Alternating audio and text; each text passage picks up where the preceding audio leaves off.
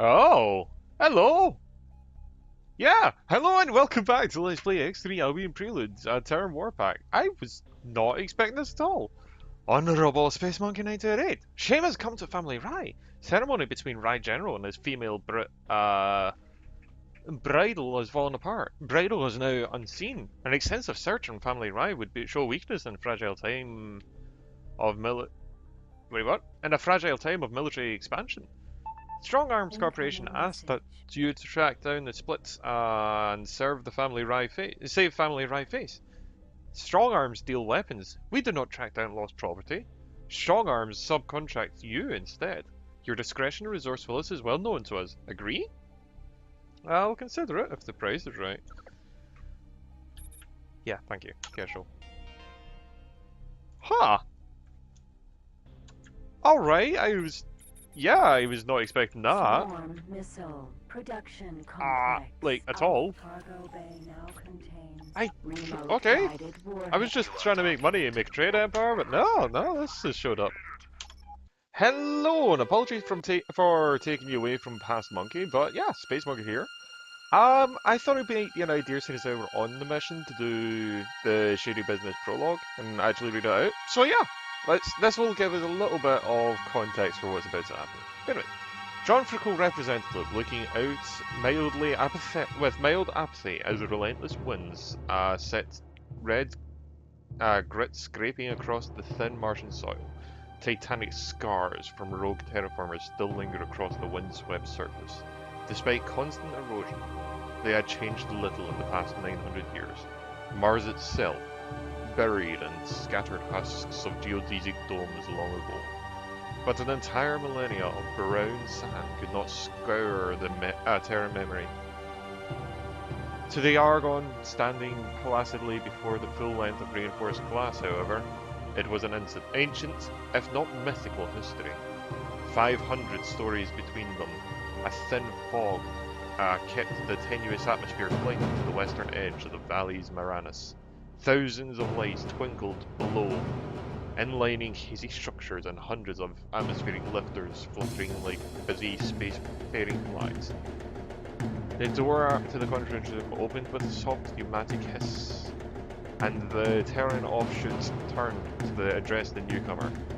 Smoothing out the blue trim on his creaseless white business attire, he was used to wearing anything but plasticized cloth fashioned from argon rings.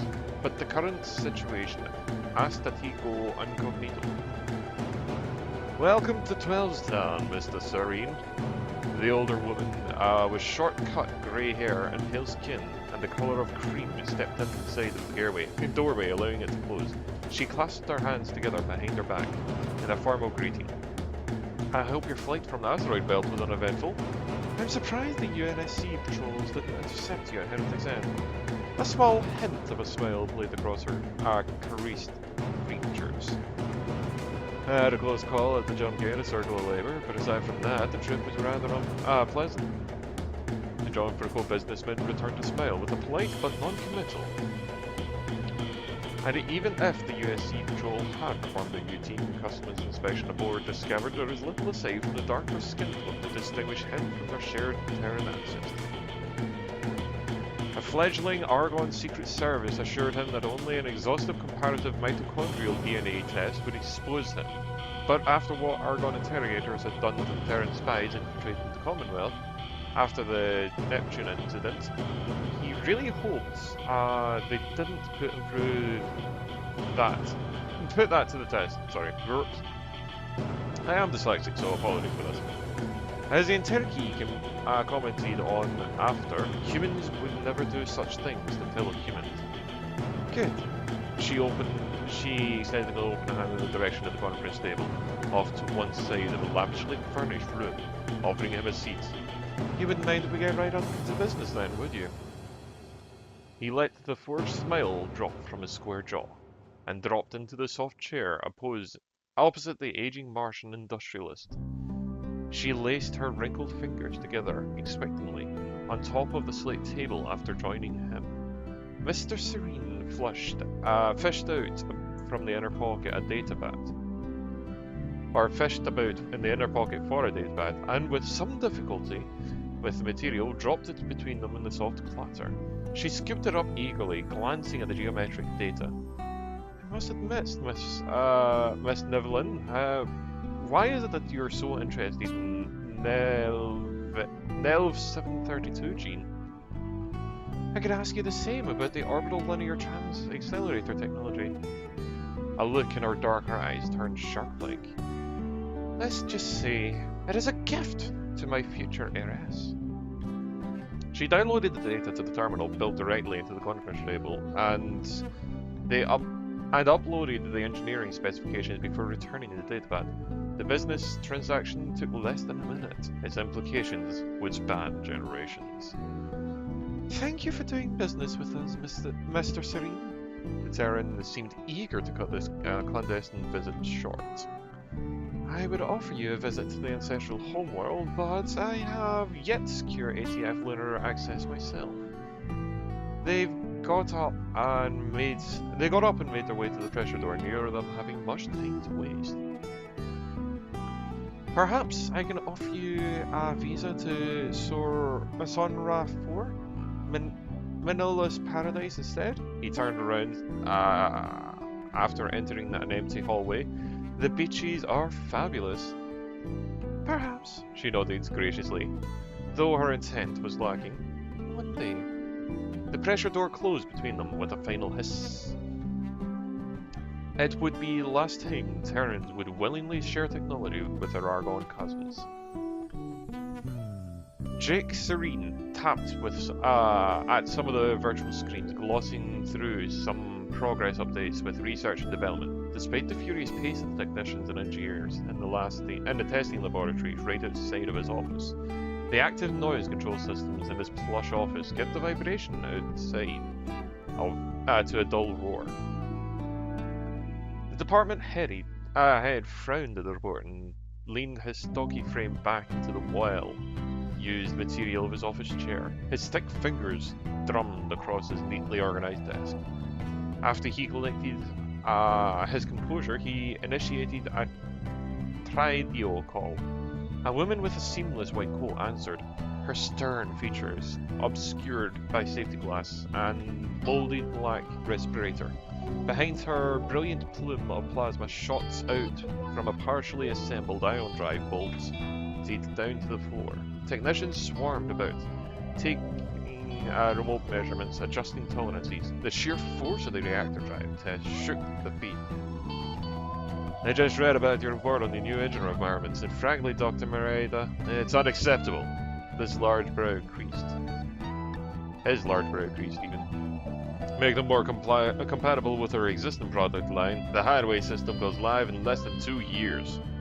But sir, the existing CLTO, TA, OLTA even, or... Sorry, I'm trying to figure out what that means. Yeah, whatever. The OLTA specifications you provided were designed with matter-antimatter annihilation drives in mind. The roar of an ion input test behind her made her technical assessment hard to understand. That's not my problem. What I'm paying you for, he slammed his meaty fist onto the desk. It caused some steaming mug from the nearby cup to jump and chip the ceramic lip. Its ceramic lip even. Our clients are not tolerating excess drive wear should shave off a few hours of inter-systems flight time. The engineer glared back at him. You have my report. I cannot complete this project without the Terran drive technology. If you cannot supply a working matter-antimatter drive, then it's not my problem. She cut the feed, just begging for a written performance notice, her second in less than a year. Jaco ran a sweaty palm down his face. Jaco ran a sweaty palm down his face. He was quickly running out of options. This project could catapult John Frico ahead of all the other competing Argon companies. As an engineer manufacturer, even the mighty TerraCorp. And while TerraCorp had a competitive edge, all being founded by 2 actual Terrans stranded in Argon space, John Frico's founder, Sir Alman Johnfrisson, had no such inside advantage. Procuring Terran technology through legitimate channels was no longer an option. His business contract on Mars died less than a year due to natural causes or dark space intervention. He didn't know, and now that the Commonwealth governments banded together to restrict access to their technology licenses and to Terran interests, he couldn't risk breaking into the advanced technology embargo without serious sanctions from the Taladi Prophet Guild. Even now, rumours circulating that the Argonne Secret Service managed to steal blueprints from the AGI task force, but his contacts didn't go deep enough to confirm it, let alone get him access to them. Instead, he'd have to resort to some real shady business to see it through. Name drop! Jaco tapped some controls near the virtual terminal. The clear glass walls of his office polarized. All the security feeds monitoring his room ceased recording. As a final precaution, the executive got up and made doubly sure the door's maglocks had engaged. He snuck back to the well-worn contours of his chair. Jaco entered an encrypted passkey to his terminal. The Tridio signal sneaked its way through computer systems, chirping several times as it lost its way between the minimally maintained network out in Senator's Badlands, and his contact off doing questionable deeds at the market's value. It took several tries for his contact to pick up. A bald Argon with sunken eyes suddenly glared back at him. "Jacuzo! What do you want?" Jaco winced at how skinny the pirate was. The gleam bounced off his sickly pale skin, did little to improve his fleeting charm. Whatever banned technology goods his Burrell contact peddled, it probably contained multiple carcinogens.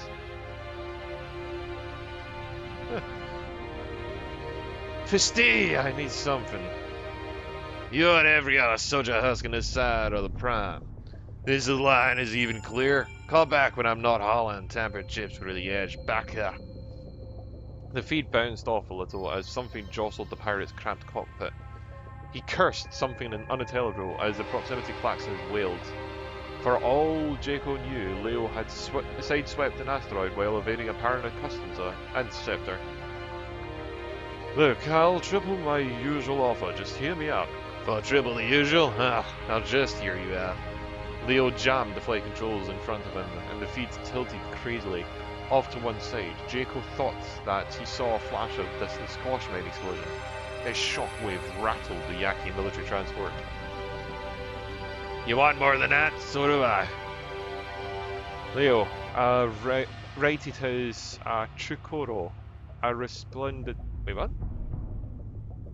Leo righted his Chukaro, rapacious grin accompanying the obscene gesture he flew his previous pursuers. Jacob caught a glimpse of the faded ritual Rezima running up Leo's arm. I need you to put out some inquiries, figure out who works for the matter-antimatter annihilation reactors. Preferably use their use in propulsion. It's French tech, but someone as usual is going as unstable as you should know how to get a few crackpots willing to pay with this stuff. The paper pusher picked up his cup and brought it to his lips. Sounds dangerous, Leo grinned, seeing another chance to ramp up the payments. Jaco found it surprising that Leo had still had any teeth. If John Farco could play part with a computer plan, I'm sure we could work something out of my Oyaban. Jaco nearly spat his coffee out. An entire factory? He was going to have to shuffle a lot of farms to make that disappear off of John Farco's books. Fine, whatever, just get it done. Jaco didn't even wait to see if Leo swung his ship around to pick up any survivors. The split demand for slave labor in their ore refineries was insatiable, especially after losing so many ships during the final stages of Operation Final Fury. Oh, and Fisty, this call never happened. He got the feed. Fully to kit.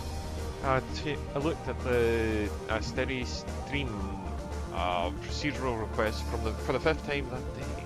The split bureaucrat wished he could simply vaporize them with a disintegrator rifle. Instead, he got up from his console and paced back and forth in front of the curved viewport. Just outside the Strong Arms headquarters, several frigates slid about in the silent vacuum, in precise military formations. As they patrolled the sprawling cluster of factories churning out all types of weaponry and engine parts for the burgeoning Split Corporation. Burgeoning?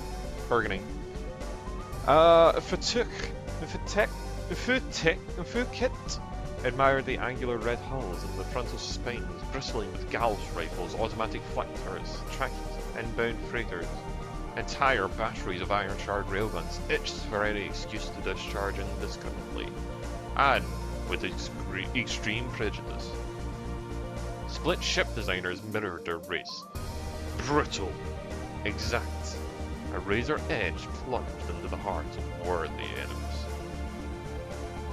Paced back and forth in front of the impressive task force, and for the 10th time that day, imagined himself at the bridge of one of the war machines. Instead, his boots clumped down against the grated floor in a monotonous rhythm. The wrinkled skin near the top knot fixed with a pent-up aggression. His Spartan cubicle was nothing more than a cleverly camouflaged cage. His console beeped. Kit ignored it. It beeped again, insistently. With a resentful grunt, the untested console warrior sat back down to accept the incoming call. The ornate necklace, partially obscured by the contoured cloak. Contoured cloak, even. The split strong-arm representative knew the caller hailed from one of the minor warring split families. The great family Rye requires strong arms corvette weaponry and engine parts. The cloaked splits on the other side of the feed wasted no time with veiling his tough negotiation. Fate watched his intricate six-fingered gestures across the feed. You will provide them a discount, or we will lay waste to your holdings. Foytikit's laughter bellowed, threatening to cross the vacuous expanse without electronic aid. Your fleets are decimated, your factories lay empty, your threats are as hollow and cry for desperation. His own gesture swept wide with dismissal. Family Rye will pay a premium for our goods, or the major families will make your lineage, as you have appeared to me, nameless and soon to be forgotten.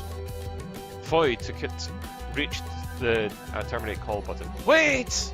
Family Rye. The Family Rye retainer's apologetic gesture stilled Foytikit's six-fingered hand. Ko Tnuk acknowledges your strength. Family Rye requires 500 railguns and 2,000 quantum tubes every measure.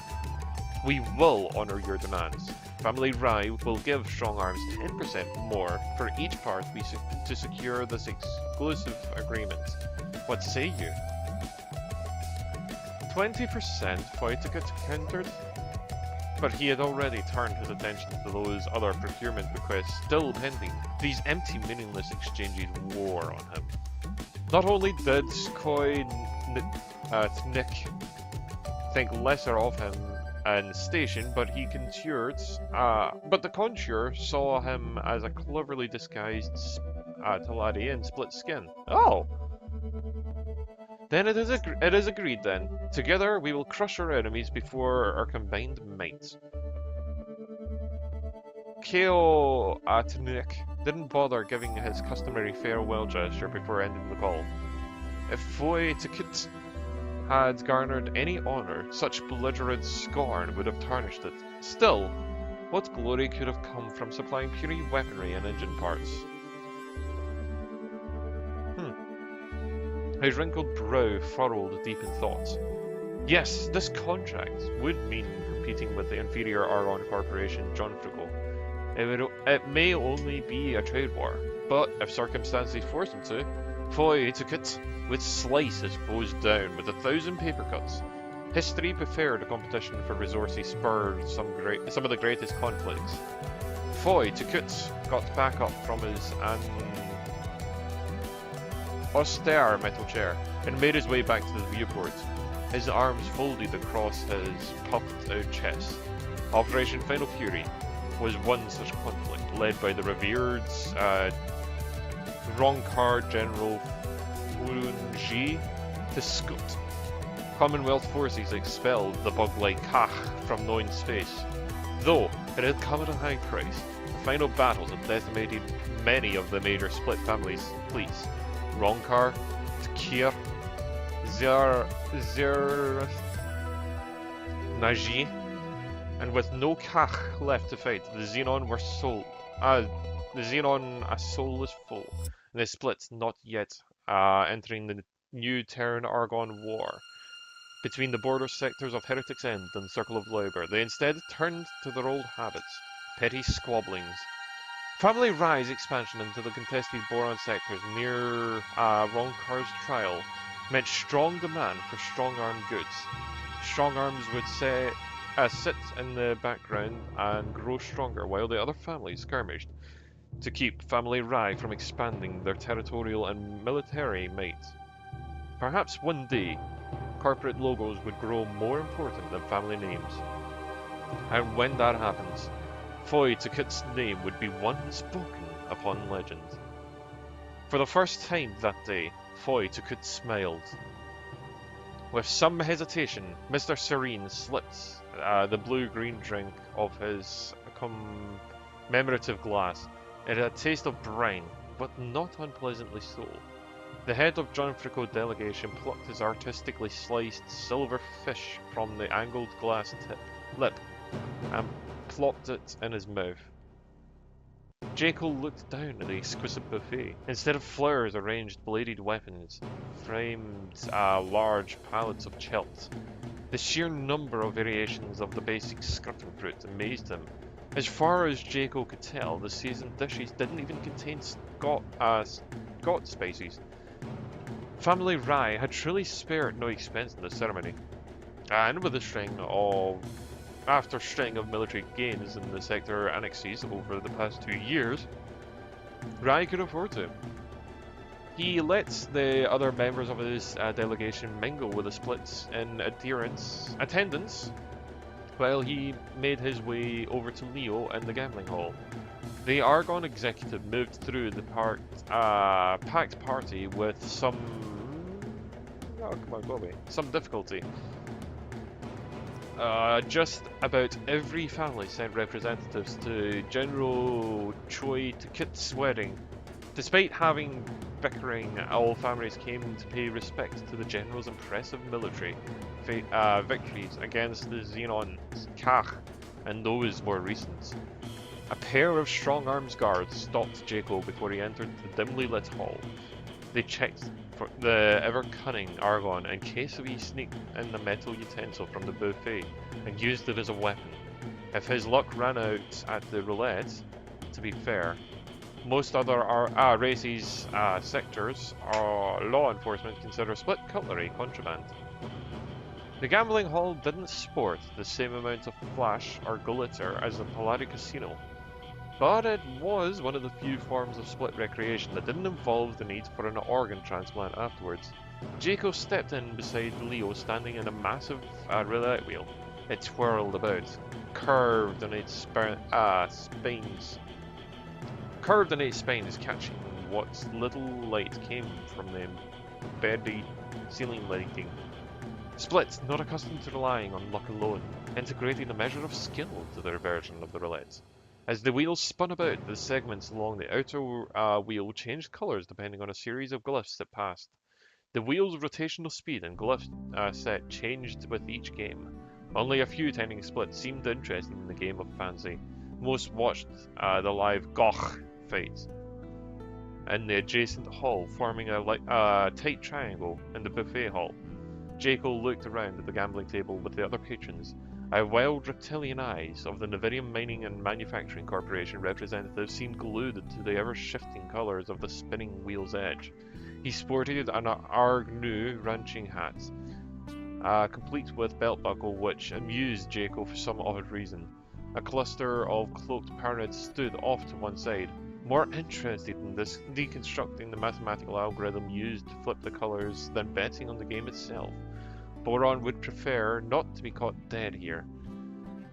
Leo waited for the rest of the small crowd to place their bets on the outcome, the shifting Argon. The shifty Argon, whose formal and John Frico delicate attire seemed out of place, listened intently to the music coming from one wireless earpiece. Instead of Neo-Ancient Japanese or Argon trade tongue, it was more commonly known the singer spoke clipped English, but strong-arm security wasn't fluent in. It's green arrows loose, don't be a sucker, it's all backwards. I've always bet on black. Once satisfied, Leo let down the table adjacent to him, his octagonal chips over the black backwards R. As the tech scoundrel twisted around to talk to Jaco, the conceited bulge in his formal jacket pressed outward. The band device discreetly scanned the table for its current RPM settings and glyph set, computing the most likely outcome.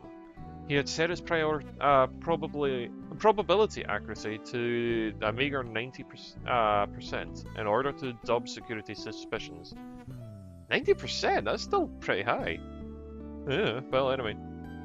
Leo liked playing the odds, but that didn't mean he wouldn't pass up the chance to stack the odds in his favour. Get lost! Leo glared at Jaco. Can you see I'm winning here? The black backwards R came up. The attendant swooped Leo's winnings and pushed it over to the Yaki in John Frico's collars. You said you'd be here. Jaco sipped his fish cocktail, trying to appear nonchalant. Under his jacket, he was sweating bullets. 4 years and millions invested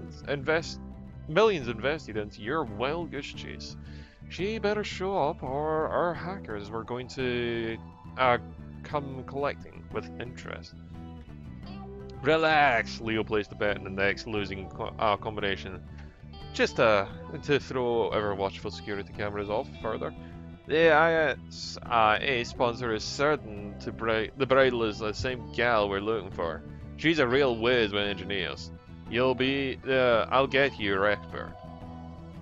Leo went back to watching his belts. Bet, eyes boring holes in the felt surface of the table. The Yaki had been rigging games for years. The Interstellar Stream Association races in Freedom's Reach were no exception. The wedding should have started hours ago, Jaco grumbled. He watched the Argon News Network correspondent cover the event in a little ways away, relaying her shared suspicions on the ANN viewers. Just keep your jacket on. He rolled his beady eyes at the anxious executive. We'll come through just like we did for the assembler drones. Just go watch the Gok fight or something.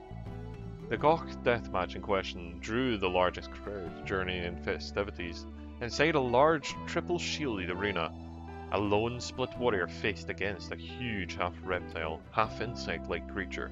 His green fluorescent chitinous scales shimmered under the floodlights as the beast scooted around the warrior, roaring alongside the crowd. A broad tail whipped back and forth, cheering... I lost it, there we go. Cheering throng, the spectators could not smell its fetid stench through the force fields, but admired its rows of razor-sharp teeth and talons, could shred even a Talari hull plating. Any warrior that survived one-on-one combat with a Goch garnered much prestige. The less equipped the warrior, the greater the boon. Mo Tukut, one of the most famous deathmatchers, managed to kill his opponent with a small knife and one of the Goch's own broken claws. Mo Tukut's remaining limb can still be seen sticking out of his last opponent's mouth. A nominal 10-credit museum entrance fee. From the third standing row, Foy Tukut watched the split deathmatcher beat at the maw, spewing him with his own severed arm. With a final gulp, the match was over. Foy Tukut to either side of the bloodthirsty crowd, bellowed their approval with his beautiful death. He didn't quite understand the rite. What glory did he earn? It seemed so wasteful. This inability to understand the traditional split honour probably factored into his assessment as a strong arms procurement specialist. In the lull between fights, Foyt heard something over his earpiece that stole his attention. There was some commotion over the strong arm security comm channel. After he exhaustively swept the ceremony's bridle, he could not be located. His pulse quickened. The strong arms representative left his spots in the audience filled within seconds and wedged his way towards General Chi Takut's office. Foy Takut now wished he hadn't offered up the female split to Family Rai General. Though growing up as an orphan after the Kach raid and fostered in in a small-time salvage operation in the family pride, her knack with engines attracted the attention of the strong arms many years ago. What better way to cement the newfound pact between the strong arms and Family Rai than a symbolic marriage? Once he was out of the Goch hallway, Foy Takut Trot turned into a full-fledged run. The rest of the security, once guarded the hallways of the entrance, fell backwards upon him. And beside him, the Jaco's earpiece turned into John Franco's delegation channel, alerting him of the sudden change in security movements. He elbowed the Yaki near him and pointed out the mob rushing down one of the adjacent hallways to the general's office. Leo barely had enough time to scoop up his winnings and take off after Jaco. The two delegations converged more or less in front of the general's door. Foy Takut and Cyrene stared at each other with sudden realization that they had competed for more than just contracts. A small contingent of strong arms security popped out in front of the general's office, exchanging a flurry of gestures and hectic words with Foy Takut. "Find her!" Foy Takut spat out, his fingers wide and tense. He pointed at the exits leading to the flight deck. "Now!" It took a few seconds for the order to sink into the security detail's thick skulls before they dispersed like a flock of startled birds. He shot his rival a dark look before leaving. What was all that about? Leo scratched the back of his head, his ragged nails scraping against his greasy scalp in a confusion. "You and you," Jaco jabbed at the air in front of his two best hackers. "Stay here and find out what you can about this bridal. I want to know where she is and what she's doing. What side of the bed she gets out of in the morning, is that clear?" The two disguised as delegates nodded and then went right to work. The rest of you tag behind the strong arms. I want to see their next move before they do, understand? I'm going to head back to the HQ. The whole situation is turning into a real clusterfuck. He turned and stormed off to his personal phantom. Phantom? Alright, okay. "And what about me?" Leo tagged close by, not wanting to miss out on the continued payment. "Just pray we find her, Fisty," Jaco grumbled, "for your own sake." Jaco left the Yaki in the elevator. Oh, that looks pretty. Sorry, that looks pretty. Jaco left the Yaki elevator down to the flight deck. Leo stood there for a while contemplating his next move. Afterwards, he cashed out the chips and made his innocuous call or two. It took his sweet time about making his own way down to the flight deck. The designated strong arms and John Franco landing spots were conspicuously absent. As he stripped himself into the Amon, he closed his eyes and listened to the deep thrum of his hybrid Argon Terran reactor warming up. He loved this ship. A little present from his friends in the Argon Secret Service. Sure, he could have offered up the blueprints to John Franco, but Burrell wanted to make sure they kept the best toys for himself. Besides, this little job with Cyrene was just a side contract. His real employer, Mr. Terran Popsicle himself, had his own agenda. When it suited him, Leo would snap up his ties with John Franco and woo the split hothead with access to forbidden technology, both bleeding edge and ancient. Technological designs to manipulate the stars themselves. Leo jammed the throttle forward. His prototype heavy fighter roared out of his hangar and left a scorched zone on the flight deck's pristine paint job. Though he was a few minutes behind the others, he isn't the legwork type of guy. The shrewd pirate would let someone else handle the locating of the missing bridle. One missing bridle, 3 factions, strong arms, John Trico, Barrel. A race against time has begun. But anyway, with that, I will pass you back over to Pass Monkey. So yeah, I'll see you in a bit, and actually, you know what, that's probably going to be it after Pass Monkey's done. So even though he's going to say, I'll see you in a bit, yeah, that's going to be it from him. So, until next time. So let's just go and kill this guy real quick, shall we? Why is it always in that? Oh. Perpetual sin, please. Let me just go and kill this little Terran, shall we, first, really quick, and then we'll do the thing. But yeah, mild shock, surprise, you know. Terran Katana. When we're in firing range, I'll start charging, I'd say.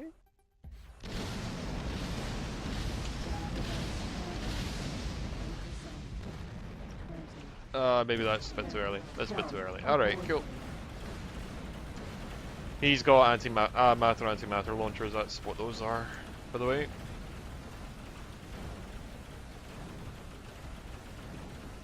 Bit of a pain in the arse, but alas, what can you do?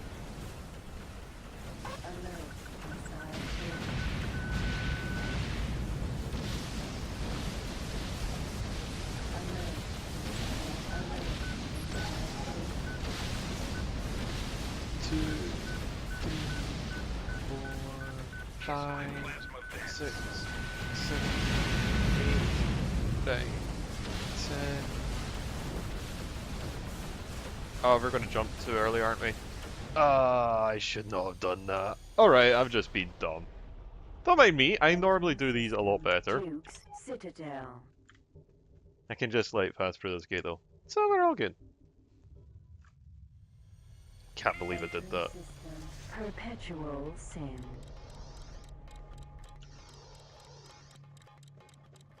Target is not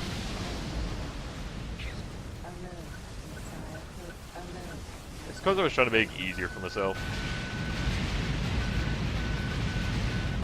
That's a lot of missiles.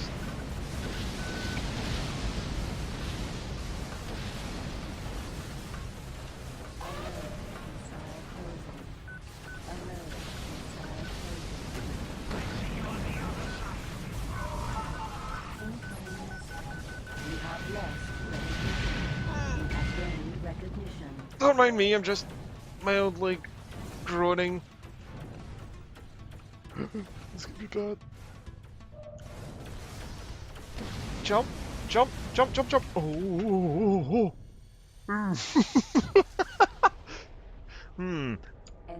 Yep, my shields are fine. Don't mind me. Oh. Oh. Oh.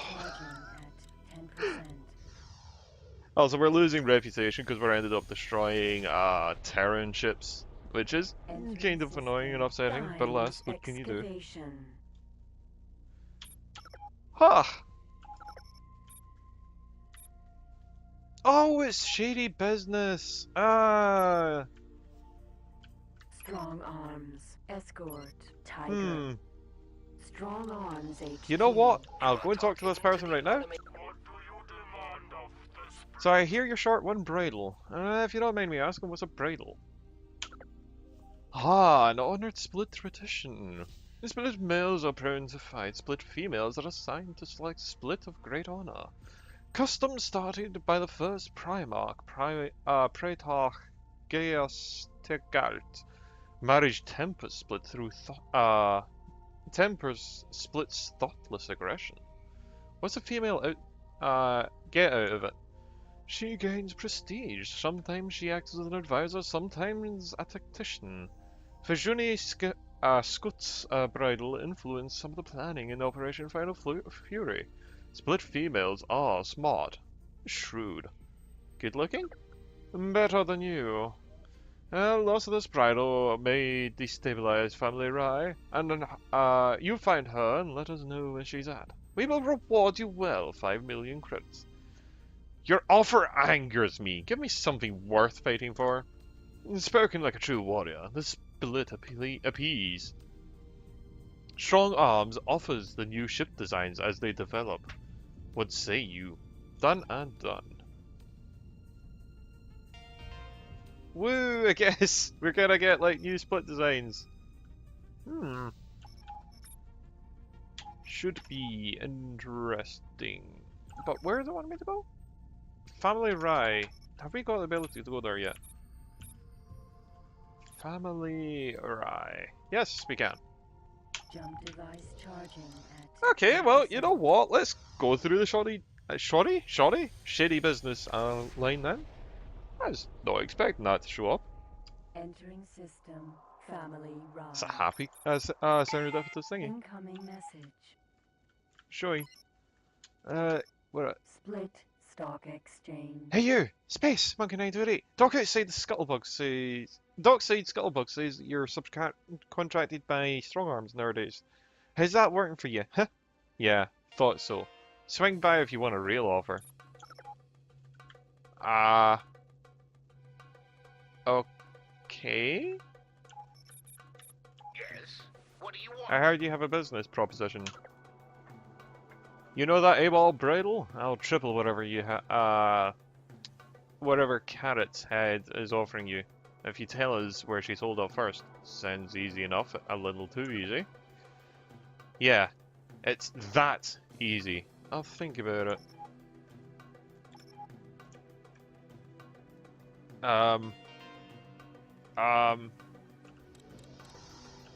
Well, they are gonna hate my guts. Why would I give them to... What? Alright, sure, whatever. Huh. You are talking to the automated Hi there, system. Family Rai retainer. I'm here to inquire about the missing Family Rai bridal. You seek whole shit to shit. She's gone. Take engine parts with her. Fooled me, never again. Look, buddy, I couldn't care less about some quantum tubes. I'm just asking, looking for her, not your problems. See, long overdue the promised of engine parts. Now, Split have been rushed to meet Family Rai military order. No time to talk with the likes of you. Go away. Hey, wait! What if I get you different parts that meet your deadline? Will you at least tell me where she went? Fine. You subsidize parts, you get her last employer. No parts, no tip. Done and done. Incoming message. Everyone wants quantum tubes. Alright, well, I guess I'll just continue my trade Emperor and build some quantum tubes at some point soon. Yeah, sigh.